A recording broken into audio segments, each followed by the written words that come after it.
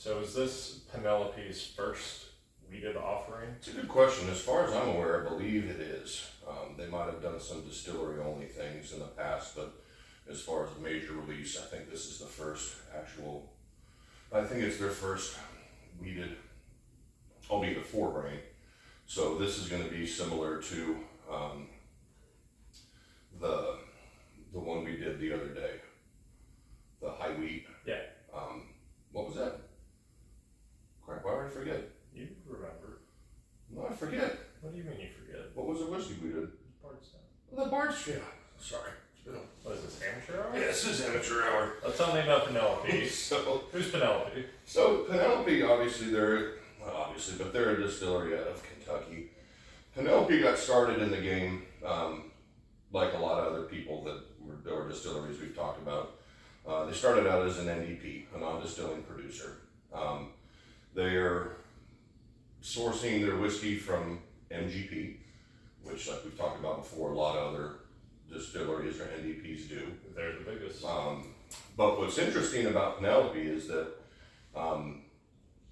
they got so good, and they're known for their 4-grain. So I pretty much think everything that they make, some things they may be doing now, maybe not 4 grains, but pretty much all their stuff, the Architect series, their barrel strength stuff, their toasted stuff, those are all going to be a 4-grain. They're one of the few companies that source from MGP that does 4-grain. Penelope's interesting because they got so big and so popular that MGP actually bought them. Oh, really? Yeah. So in the sourcing world, a lot of times, now MGP, granted, they have their own product. I hope so. Yeah, they have I believe it says the Remus. Yeah, the Remus. Yeah, so they have their own product. They might have some others that I'm not familiar with, but in the sourcing world, MGP is obviously, they're going to hold back, some of their more special barrels for their Remus, line. Do they have any other lines, or is it just Remus? I think it's just Remus, if I'm not mistaken. Oh, but restrained. What's interesting is that, so people, NDPs like Penelope, I think Smoke Wagon's a little different because they actually contract distill. And there's some other distilleries or NDPs that contract distill with MGP, but, pretty much if you source from MGP, you can obviously pick barrels, but, like we talked about, sometimes they're gonna hold stuff back. Makes sense. So what's interesting about Penelope, I remember when I heard, I think it was a year ago, maybe 2 years ago, about them being purchased by MGP. And the first thing I thought, it was like, it's going to be really, really interesting to see what comes out of Penelope in the next couple of years. Because now that MGP owns them, implying they're probably going to get some better juice. Probably going to get some pretty choice barrels. They had 2 releases last year that I forget the name of the series that they did, but that was like the first glimpse into what they were doing. Now, bottle wise, they were, I think it was 2 or 4, if I'm not mistaken, but I know 2 of the bottles were pretty well, you could afford them. Mm-hmm. But some of the other, like their upper echelon of those barrels, north of 200? No, they think they were anywhere from like 125 to 150, and in the whiskey world, that's a lot of money. But they were, for all intents and purposes, they were pretty special bottles. So they were really good. So we found this here in town, so Georgetown, Texas. Never had it before. We obviously just opened it. It smells nice. Let the whiskey sit for a little bit. So I didn't do a ton of homework with this, but what's so significant about 4-grain? Why is 4-grain so difficult to pull off? So from what I've been told by my distillery friend, my master distiller, he said 4 grains are tough to pull off because you've got, in a traditional bourbon, you've got typically 1 flavoring grain. Which is the second one, right? So it's going to be rye or wheat. And a lot of times rye and wheat don't play well together. Makes sense. Right. They're kind of opposite flavor profiles. Yeah, you've got one in the rye that's going to be obviously on the spicier side, and then you've got the wheat. I'm not sure what type of wheat they're using. Most companies use a red winter wheat. I imagine it's a red winter wheat because the wheats on the nose at least overpowers the rye spice. Now it could be because it's watered down too. It is proof down. It's proof down to 95. Obviously they did that for a reason. Not that there's anything wrong with that. No, not But at all. it could be what you're talking about because wheat and rye don't play well together. Yeah, it's a really hard combination to pull off. So when Especially with a wheated one, where depending on the type of wheat that they use, you're already contending with the potential barnyard funk note. yeah, definitely. And there's other wheats out there. I know my distillery buddy was telling me that he did a blend where he used just a wildly different type of wheat. And I remember asking him, like, why? He's like, it was just interesting and something to do. And it actually worked out on the bottle he was working on. But, you know, in the industry, it's pretty much, you know, just like you got for your corn, everybody pretty much uses yellow dent because that's what's available. You can use a different one like Ironroot does. Yeah. But it's going to be weird. It's going to be different. It can be different, yeah. You got Bloody Butcher and red corn and It's interesting, flint corn. Like there's but it's weird. It's just different. And there's, I know there's a distillery. I saw a video where this guy has, I think he's up in Missouri, and he's actually growing. He's a distiller. He's growing all of his own corn, and he's using wild heirloom corns and stuff, and growing them, and taking real good care of them, and then milling, and then doing the distillation. He's making some pretty interesting stuff, but he's just a little. There's just a little distillery, and he's just. Hey, it's up to the little guys to maneuver with that Well, because he's fascinated by it. that's good. I mean, even Ironroot, when we were up there, I remember talking to the brothers, and they talked about corn for the well, they did, on but and off for the entire afternoon. but when they got started, they actually their parents had some property up in Illinois where they're from, and they were growing corn on the parents' property just to try out different types of corn before they settled on. Then when they what went they together settled on. and they settled on Bloody Butcher. However, They use a lot of Bloody Butcher. They use red. They use blue. however, with yellow dent corn, you have generations of know-how, generations of practice. And it's reliable. You know what you're getting every time. So this is interesting for it being a 95 proofer. I mean, on the nose, we didn't talk about it, but on the nose, definitely got more of the wheat influence. Yeah, it's very soft. Soft, nice and sweet still. The palate's interesting because the palate actually, I get I more get much more rice. rice spice. So it drinks hotter, it drinks spicier than a 95. 95 proofer. I'll have to go back in and just that's the thing that just took over my brain real quick. I also imagine that will fade away as the bottle opens up, airs out. Yeah, it'll. I mean, that's a whole other Maybe thing. or it might not. Some people believe that it does change as it sits once air gets to it. Some people think that's nonsense. They think no, it's from a fresh crack to a half drink bottle. It's all going to be the same. What does the literature say on that front? They don't really talk about it a lot, to be honest with you. In all the books and stuff that I've read, they really don't talk about. I mean, we know aging. You know, if you age something in a barrel, take it out of the barrel. That's when the aging stops. But there is something to be said about dusty bourbons, you know, or dusty scotches, or like the bottles that we've got up here from 1976. And we tried that, and I promise you, that's wildly different than it was back in 1976.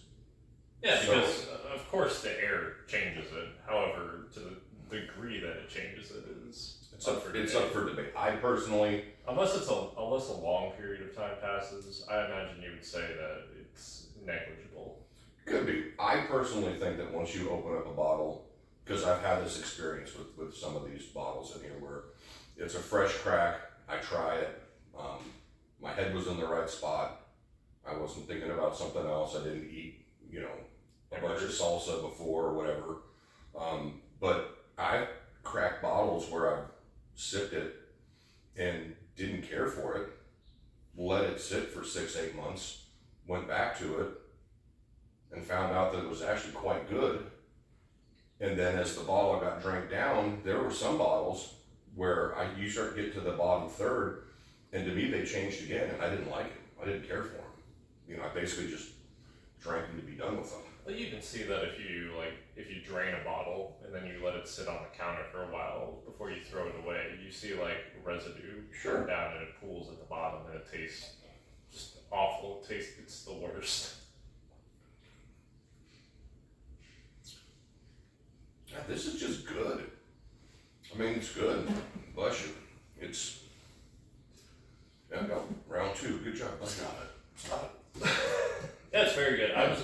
The other day I was talking about this and comparing it to the Bardstown. I was talking about the Bardstown, but I hadn't tried this yet. Mm-hmm. And from what I gathered, this is the same price as the Bardstown, $35. I think that's what I paid. I think that might have been.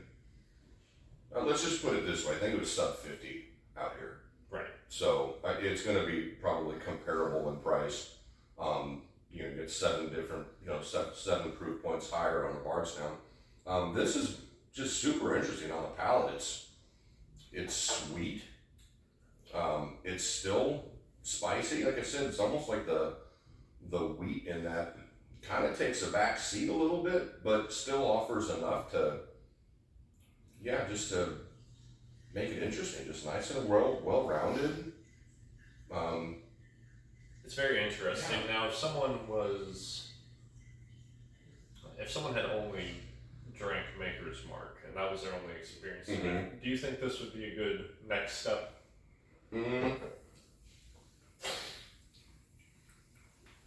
Yeah, I think if you can find it. Now, like I said, I don't know how hard. I hear it's going to be in the regular lineup. Yeah. And Penelope bottles don't seem to move very fast unless it's that silly orange one that we almost liked. Yeah, I think if you've had like a Maker's product or something now, I think that's going to be a little bit, because there is a little more red fruit in that, I think, than, like an apple or a cherry. Yeah, a little more, almost like cocktail fruit because of the sweetness, like cherries. Kind of reminds you of like how the fruit tastes in a sangria. Yeah, I think that would be a good, if you can find it, I think it would be a really good next step. If all you had is like a traditional Maker's and you want to branch out and try something a little different, because it's got similar, there's some characteristics that are similar in there. And it's a 4-grain, which is fun. They do it really, really well. That's a very approachable 4-grain. Yeah, I'd be interested to find out how much wheat they use, to be honest with you. I would guess quite a bit. Well, I wonder if it's as high as the Bardstown. Yeah, I kind of feel like a knucklehead because I probably should have just. Well, is Penelope forthcoming with their? Well, they just say it's distilled in Indiana. Not that, but they're Which is fine. I think it depends. You just have to do some homework, and I failed to do some homework, which I probably should have done. So I'm gonna guess that's probably not a super high wheat. I'm gonna guess that it's gonna probably be in the teens to low 20s. So much less than the Bardstown. Yeah, what was Bardstown, 30 something? The Bardstown was 39. Yeah, so it's gonna. I know that's gonna be less just because it's still so sweet. I know there's a bunch of corn in there, but yeah, it's interesting in the sense that it's still sweet. Obviously, you're gonna get that. Like I said, you get the wheat notes on the nose more so than on the palate. Much more. Because it doesn't smell like super spicy, like baking spices And it doesn't taste very soft like you would expect from the nose. Yeah, it's like it flips. It's like the nose shows more of the wheated part, and then the palate shows more of the rye aspect of the bourbon. All still while being put together real well. Very cohesive, not spiky. It doesn't taste hyper young. No, it doesn't. Which makes sense nice. with your theory that Penelope is getting some of the choice MGP barrels now. Yeah, I think they're definitely getting better. They're getting good barrels. Yeah, there's just not a lot to say. It's just really It's good. just really solid. It's good. You know, for like I said, for the price, if it's findable. This was the first one that I saw, but at the store they had, you know, a good amount of them. You know, they had, they had at least a case. You know, and I was just in there on a random Friday, so unless we just got lucky and I know one gentleman who has acquired quite a few of these bottles and plans to make it his daily driver. yeah, I mean, there's nothing wrong with it. It's just a really good solid whiskey. It's really nice. Yeah. Has enough going on. It would be interesting to see what it would be like at a higher proof if they could pull it off. I'm Yeah, sure but you know what's interesting about the whole proof thing is that I think at 95, you know, as a whiskey dork, I'm of course you give me something 105, 110 proof and let's see. But I think just for like a general release, I think the proof is 95 is a good number. it's spot on with what's going on in the glass, right? With what's going on in the bottle. Like obviously the people that are in charge of putting the blends together and picking the proof, they know what they're doing. You know, I'm glad they didn't drop the bottom out of it, which I don't think any. I think the white Penelope, the white label Penelope, might be in the 80s as their intro into Penelope, but I believe Because I would agree with you. 95, I think, is about. That's a pretty solid entry point for a regular release. Yeah, no, it's a good one, and with as much as going on in a bottle where you actually have a 4 grain, and we know how difficult, you know, from what I've been told, how difficult it is to put the rye and the wheat together along with the other, you know, the corn and the malted barley. I think it's really interesting that they swap as compared to the nose and the palate. Mm-hmm. That's it. How did they do that? What a wonderful thing. Yeah, but I mean, this is the first sip of whiskey for the day, but now going back to it, I'm definitely picking up a little more of that, that honey wheat bread that we were talking about the other day. Yeah, the honey wheat bread with powdered sugar on top. Yeah, I'm not getting a whole lot of convection or powdered sugar in it, but I imagine that's mitigated by it being 4 grain. maybe it could be, but you know, now as it sat, because it sat for a few minutes before we got started, it opened up a little bit. So now, especially now that we've just sat and drank, you know, an ounce or two of it, I definitely now picking up a little more of the weeded part of it, that honey bread. No funkiness, no barnyard, no wet hay, none of that stuff. Just almost like a. You get all of the nice aspects of wheat. Yeah. And then it swaps and gives you quite a bit of the rice. Yeah, like a nice wheat bread with a little bit of honey. The rye still plays well there. Now that we've actually had some, I'm a little more acclimated. It's not as spicy. That's still there. As the first sip is, but it's still there. They play well together. Especially for 95 proof, like you said. Which is hard. It's a hard thing to do, man. That's why you don't see 4 grains everywhere. Because it's hard. It's not easy, you know. But yeah, I think if you can find it, I wouldn't go crazy paying secondary prices. I don't know that it has a secondary Also, it's not price. Even if there are secondary prices right now, it's not necessary. It's going to be part of the regular lineup. Yeah, it's going to be part of the lineup, and you know, I just think I don't know. I think I have a sneaking suspicion 2025 things are going to be a little more available. You know, all these distillers, they were laying after COVID, they just went nuts laying down barrels because there was a shortage, and pretty soon, I think this year there's going to be a bit of a glut. You know, there's going to be a lot of whiskey sitting on shelves. The fad is dying off. A lot of what's it called? Chasers, like hunters, they're moving on to tequila.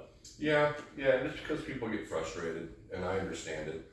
I mean, I've got my own feelings on that, and that's why I refuse to pay secondary, and, you know. It's largely unnecessary. And I'm not going to go out and go nuts. I mean, I'm going to look for new little gems, and, you know. New and strange releases. Yeah, I mean, that's the fun thing with whiskey now is that it's sort of like the cat's out of the bag, and yeah, you can get whatever.